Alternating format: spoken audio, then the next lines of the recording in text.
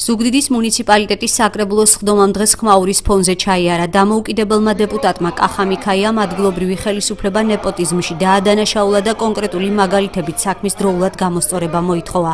მიქაიამ აღნიშნა, რომ გამგეობასა და მერიაში ნაციონალები ინიშნებიან და ხდება ქართული ოცნების წარმომადგენელთა დისკრედიტაცია. იმ ადამიანებს, რომლებიც დღეს ზუგდიდში სახელმწიფო ელიტას წარმოადგენენ და მაღალ თანამდებობებს იკავებენ, არანაირი მორალური უფლება არ აქვს ესე ილაპარაკონ ჩემზე და ჩემს მეგობრებს. მიუხედავად ჩემდანი მათი პატივისცემისა, ბატონი ბიძინა ივანიშვილის პოლიტიკაში შემოსვლამდე არც ერთი განცხადება არ მახსოვს მათ მიერ გაკეთებული სააკაშვილი ახალაიას მოძალადე რეჟიმის წინააღმდეგ. არათუ ბრძოლა და მთელი ამბავი. ახლა ზოგიერთი მეტყვის, რომ ციხეში ვიჯექი. მე ვსვამ კითხვას, რომელი პოლიტიკური მოღვაწეობის და პოლიტიკური აქტიურობისთვის იჯდა ეს ხალხი ციხეში? მე არ მახსოვს მათგან პოლიტიკური აქტიურობა და პოლიტიკური მოღვაწეობა. ზოგი იყო ნაციონალურ მოძრაობაში, ზოგი ეკონომიური დანაშაულისთვის იჯდა ციხეში. რაც შეეხება უკანონობას, ბატონ თავმჯდომარე, კი ბატონო, უკანონო მიხეილ სააკაშვილს ნახევარი საქართველოს ციხეში ეძნა. მაგრამ ეხლა ეს ციხეში მდარი ხალხი გამოვიყვანოდა მერებად და საკრებულოს თავმჯდომარეებად დანიშნოთ, ეს არის გამორიცხული. კახა მიქაიამ მერიის კულტურის სამსახურის უფროსის ხათუნა დარასელიას გადადგომა და იმ პედაგოგთა სკოლაში დაბრუნება მოითხოვა, რომლებიც დარასელიას დირექტორობის დროს სკოლიდან გაათავისუფლეს. 2010 წელს 24 ნოემბერს მეოთხე საჯარო სკოლაში მოხსნილი იქნა 6 პედაგოგი. დალი არონია, თინათინ ჯოჯუა, ჯანიკო მაკაცარია, მადონა დავიანტი, ხათუნა სამუშია, ხათუნა დავიანტი. ეს ის მასწავლებლები არიან, მეგობრებო, რომელიც გაათავისუფლა ხათუნა დარასელია იმის გამო, რომ თითქოს და მათ ედებოდა ბრალი, რომ მე მათ გადმომცეს მაშინდელი მინისტრის შაშკინის და ავად საცენებელი ფლეჩერის კონფიდენციალური შეხვედრის ამსახველი ფოტომასალა. დღემდე მათი უმრავლესობა არ მუშაობს.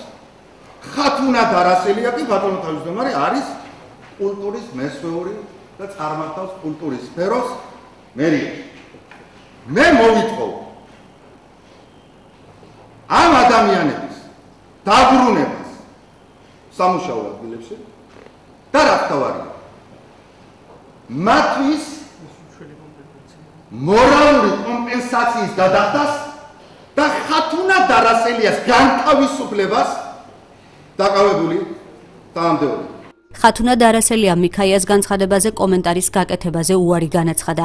დეპუტატის ბრალდებებს არც ქალაქის მერმა უპასუხა, ხოლო ქალაქის საკრებულოს თავმჯდომარემ განაცხადა, რომ თავისი წარსულით ამაყობს და დასაძრახი არაფერი აქვს. მე ვთქვი, რომ ადმინისტრაცია გადმობარგდა და რამდენი ნაციონალია საჯარო მოხელი შეარქვით მაგას და ნაციონალური მოძრაობის წევრი, ამას არასდროს არ მნიშვნელობა არ აქვს. ყველა გამგეობაში არის თითქმის ყოფილი ნაციონალი. საჯარო სამსახურში და სამსახურის ხელმძღვანელი. რაც შეეხება მერიას. მერიაში დადის ესეთი ქალაქში დადის ესეთი ხუმრობა. ჩემი ცოლის დაქალებით აივსო მერია და ქალაქის საკრებულო. მე ამაზე ვაკეთებ აქციას. ამას ლაპარაკობს საზოგადოება. ამაზე აპელირებს საზოგადოება. ხო, რაც შეეხება კონკრეტულ პირებს, იცით რა, მე არც დღევანდელი გამგებელი და საკრებულოს თავმჯდომარე, არც მერი და საკრებულოს თავმჯდომარე არ მინახავს სანამ ბიძინა ივანიშვილი არ შემოვიდა პოლიტიკაში, პოლიტიკურ ასპარეზზე. რომ ისინი ებრძოდნენ ნაციონალურ მოძრაობას, ბრძოლას დავიდანებენ. ერთი განცხადებაც კი არ გაუკეთებია. ეხლა ესეთი ხალხი რომ ხათუნა დარასელიას და კიდევ ნაციონალებს ნიშნავენ საზოგადოებაზე და ამითი ახდენენ სწორედ იმ კაცის სახელის დისკრედიტაციას, რომელმაც ისინი ხელისუფლებაში მოიყვანა, ამაზე ვწუხარ მე. საქართველოს უახლოესი წარსული მე მგონი ყველასთვის ცნობილია და თუ რა ხდებოდა ამ წლების განმავლობაში ჩვენ ყველამ ვიხილეთ და გვახსოვს დიდი დრო არ არის მას შემდეგ გასული. რაც შეეხება მერაბ ქორაიას პირად წალსულს, პირდაპირ გეტყვით, მასში არის ძალიან ბევრი ემოცია, ძალიან ბევრი ტკივილი, ოჯახური ტრაგედია შესაძლოა და მე არ ვაპირებ ეხლა ამ წარსულზე საუბარს, იმიტომ რომ ჩემი წარსულიც ცნობილია, როგორც პოლიტიკური წრეებისთვის, საზოგადოებისთვის, ერთ რამეს ვიტყვი დაზუსტებით, მე მეამაყება ჩემი წარსული, თუ ვინმე საინტერესებს ჩემი წარსული და გავლილი გზა. რაც შეეხება თანამდებობებზე დანიშნვის საკითხს მერაბ ქორაიამ ჟურნალისტებს განუცხადა, რომ გამოცხადდება კონკურსი და ყველა დაინტერესებულ პირს შეუძლია მასში მონაწილეობის მიღება. საკრებულო მუშაობს უკვე ამ საკითხზე, უახლოეს პერიოდში გამოცხადდება საკონკურსო საატესტაციო გამოცდები, ნებისმიერ ჩვენს თანამოქალაქეს საზოგადოების ნებისმიერ წევრს მიეცემა შანსი და შესაძლებლობა ამისა, მონაწილეობა მიიღოს ამ კონკურსში და დანიშნულ იქნეს ნებისმიერ თანამდებობაზე. შესაბამისად, ჩვენ ძალიან აქტიურად მუშაობთ ამ საკითხზე, ჩვენ გვესმის ძალიან კარგად, რომ შესაძლოა არსებობს კითხვის ნიშნები, არსებობს უკმაყოფილება საზოგადოების გარკვეულ წრეებში დანიშნებთან დაკავშირებით, ჩვენ გავაკეთებთ ყველაფერს იმისათვის, რომ ყველა ადამიანს მიეცეს საკუთარი უნარ-შესაძლებლობების გამოვლენის საშუალება. საკრებულოს დღევანდელ სხდომაზე კახა მიქაიასა და ნაციონალური მოძრაობის წევრებს შორის სიტყვიერი დაპირისპირებაც მოხდა.